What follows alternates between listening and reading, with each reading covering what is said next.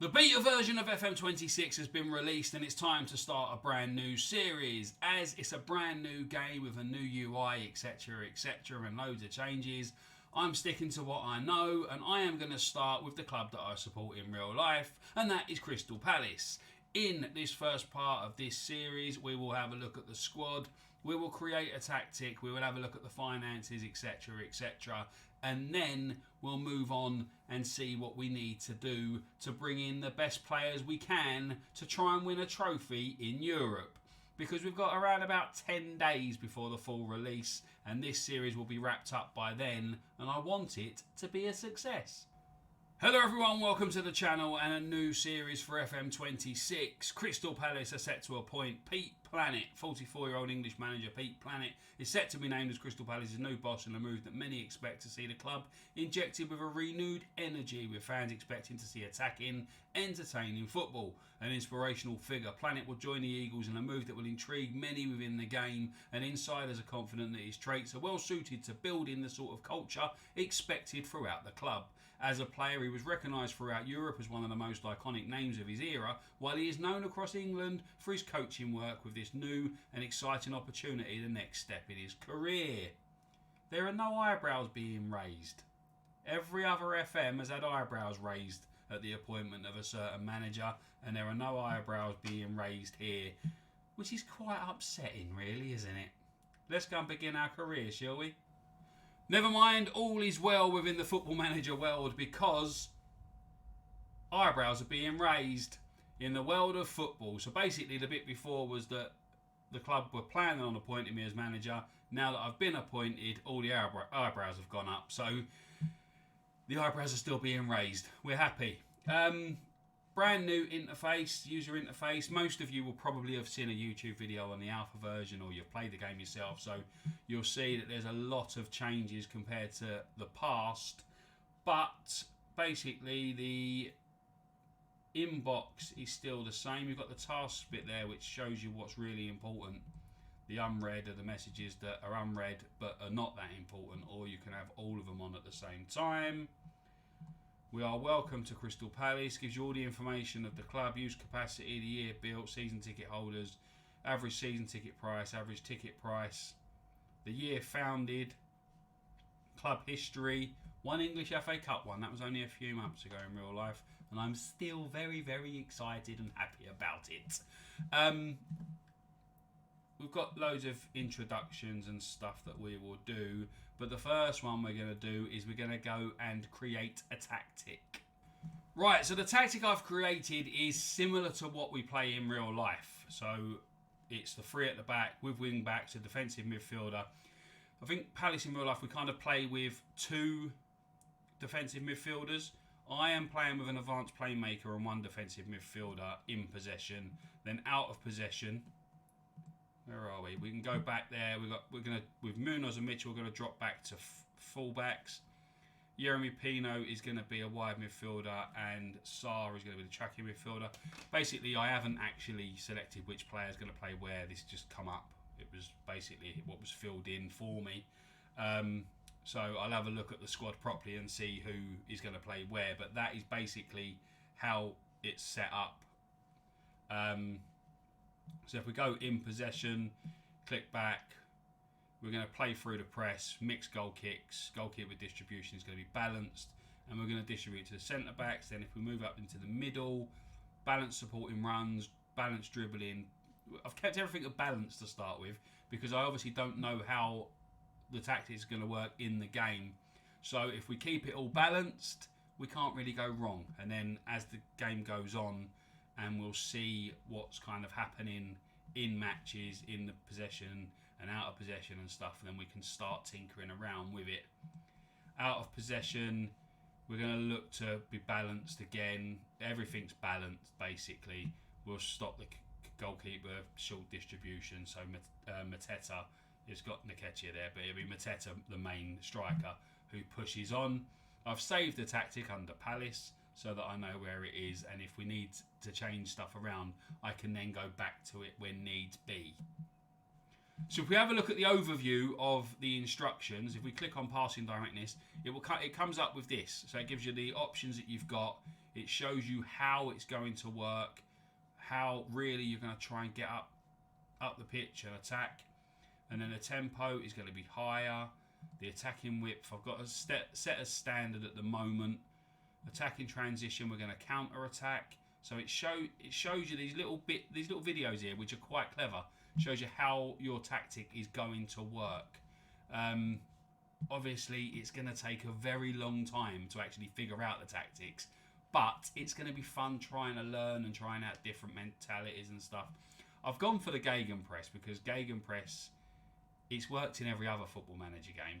I'm hoping it works in this one, and that's how I want the team to play. I want them to press, I want them to be quick, I want them to move the ball quickly, and hopefully it will work with the players we've got at our disposal.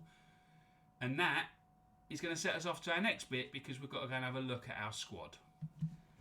Here is a squad screen, and you can see it's pretty much the same as before, really. The squad screen, it gives you the player name, the position, transfer value, best role, their age, their ability, their potential, all done in stars as before. So nothing much has really changed here. Most of the changes are the UI and the way things work. Like, for example, if you click on match day, you get this come up, or if you could hover, you've got all the different bits there. You can go match squad, that then bounces up, and tactics that bounce up. It's different, but it's the same, if you get what I mean. So I think that for players that have played it for a long time, it might take a bit of getting used to, but it should all be okay in the end. If we look at our squad plan, when we get the assistant manager to suggest for the current tactic, he will give who he thinks is the best player. So in goal, we've got Dean Henderson as our best goalkeeper, Walter Benitez and Remy Matthews as the backup. If we look at Dean Henderson, you can see that he is a very, very solid goalkeeper. England international, valued between 34 and 41 million pound. He's on £100,000 a week. Very strong with his right foot. He's got a continental reputation. He winds up opponents and he gets the crowd going. So it gives you his little traits there in the corner. His training rating, his discipline, etc., etc. is all there. And I quite like the look of this new screen, actually, to be fair. It gives you all of his personal information there, his agent, the positives. He hopes he does a good job representing the dressing room in his position as a team leader. So it's also got a lot of interested clubs, though, and basically there's a lot of Saudi Arabian clubs that are interested in him. I'm hoping that they keep their money to themselves and don't come in for him anytime soon, because he's only on 100k a week, and they're probably going to offer him a lot more than that if they come in for him. So hopefully they'll stay away. If we look at our central defenders, Mark Gahey is the best defender, although he's going to be exploring his options at the end of the season, exactly as he is in real life. Or in real life, he's already told the club he's going to be leaving. Maxence Lacroix, Chris Richards are the next two. Jefferson Lerma, Chadi Riyad can cover there. Other than that, we haven't really got much depth in defence. JD Canvot is a new player that's come in this season. He's only a breakthrough prospect. And then other than that, there isn't really anyone. Chadi Riyad is going to be out for up to 4 months in the game. Right wing back, Daniel Munoz with Nathaniel Klein to back him up. Left wing back, Tyreek Mitchell and Borna Souza. Defensive midfielder, Cheek Decore is out for up to 8 months, so he's not really going to play much part in anything I do in this save. Jefferson Lerma, Adam Walton, Will Hughes, Daichi Kamada are the best players there. And then I'm going to play with an advanced playmaker because I think that's where I want Adam Walton to play. He is the best in that position. Even though his best role is probably a deep line playmaker, I'm probably going to play him as an advanced playmaker, try and push him forward a little bit more and create more attacks, you know. Daichi Kamada, Kristantas Uche are the next best in that position. Other than that, there's not really a lot to write home about. On the right-hand side of attacking midfield, Yeremy Pino, Daichi Kamada and Ismail Assar. Romain Esse is a breakthrough prospect and could do a job in there if needs be. Pino is the best on the left-hand side, so you probably look to put Pino on the left and Sarr on the right. Nketiah can play there, Kamada can play there, Sarr can play there. Up front, Jean-Philippe Mateta. let's just have a little look at him in the game. He's a goal machine in real life. His overview here, he's finishing a 15, jumping reach 16, strength 16. He's very strong on his right foot. Again, gets the crowd going, tries first time shots. Best position as a target forward, so that's probably where we'll play him, valued up to 48 million. He's actually got a cap in real life for France now, but it's not included here. So he's actually a fully capped international right now as well. So because I noticed a couple of little gaps that we probably need to fill, I'm going to set up a recruitment focus for central defence. Any role in possession really would be good. We want minimum current ability of... Oh, you can only go 2.5... Oh no, it's because I didn't have the potential ability turned up. Stupid. So we want minimum current ability of 3 stars really to fit in with what we've already got. Minimum potential ability... I want to go up to 4 stars for potential ability. And I don't want anyone too old. I want someone not older than 28.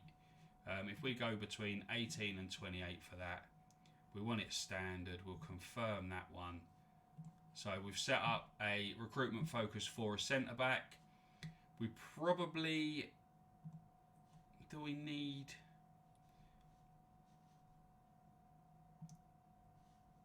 Maybe a wing back. Maybe a right wing back.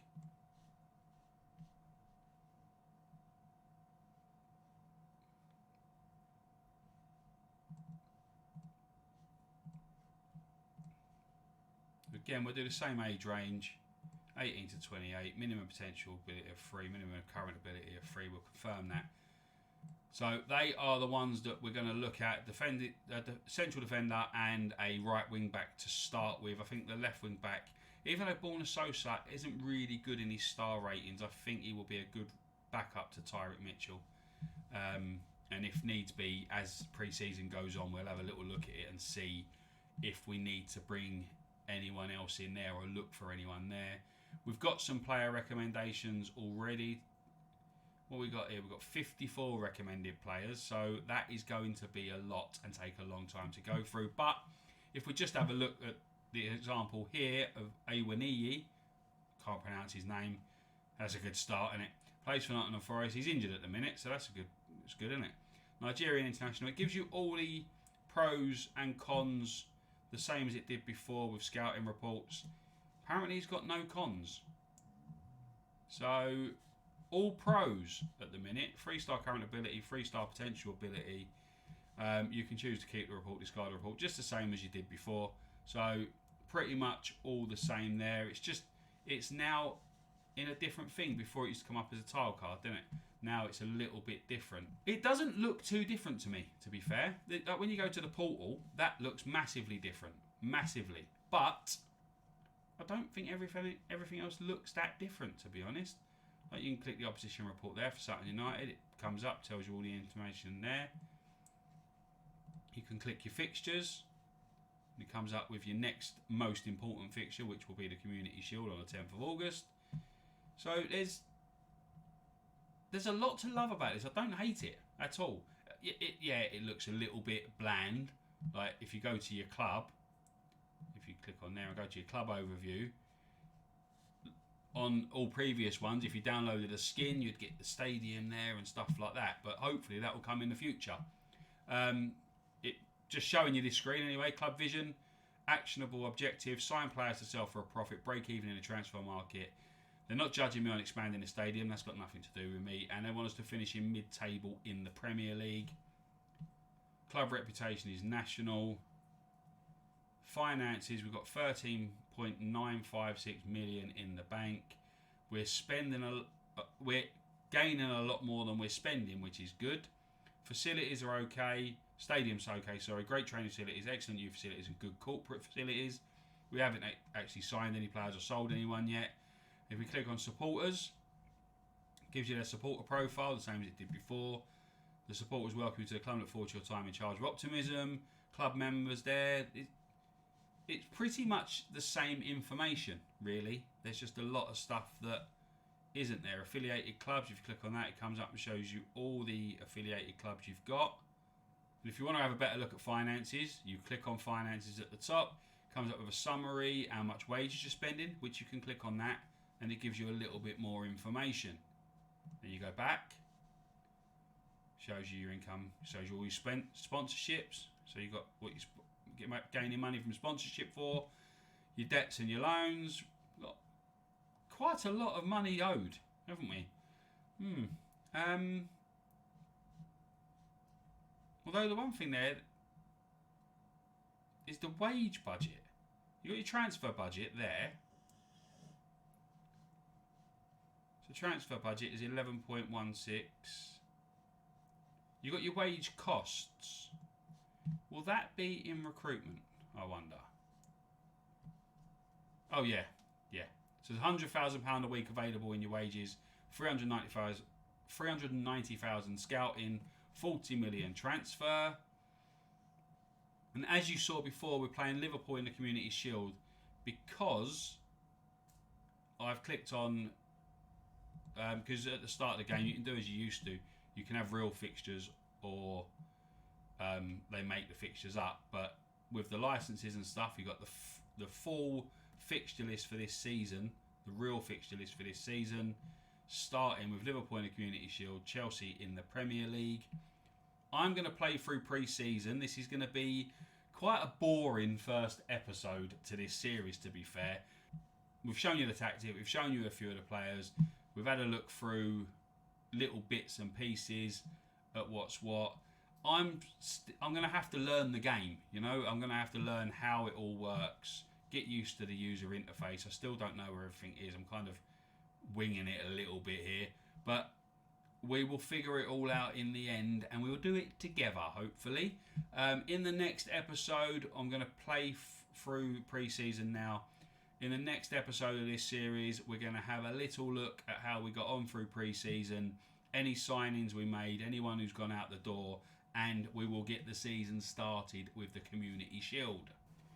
Right, there's your introduction to the FM26 beta and my new save with Crystal Palace Football Club. I hope you enjoyed it, even though there wasn't much in there really. There were no matches played or anything like that. But what I'm going to do is I'm going to get the pre-season played. We're going to make some signings. We're going to probably sell some players. We're going to then come back next time. We're going to look at the season preview. We're going to get the Community Shield played and possibly move into the league season and see how that starts off.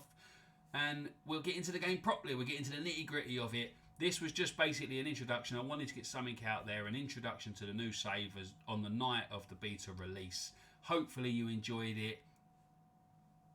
Give me a like down below. Subscribe to the channel. Come along for the ride. When the full game releases, we have got some exciting plans ahead with a multi-nation journeyman save that is all going to be selected at random. And we've got a streaming save planned and stuff like that. So I'm planning on using this relaunch of the game to kind of relaunch Planet Pete as a channel and hopefully make it a success, because I've failed thus far. Anyway, like I said, I hope you enjoyed the video. If you did, please hit the like button, and I hope to see you all again next time. Until then, take care. Bye bye for now.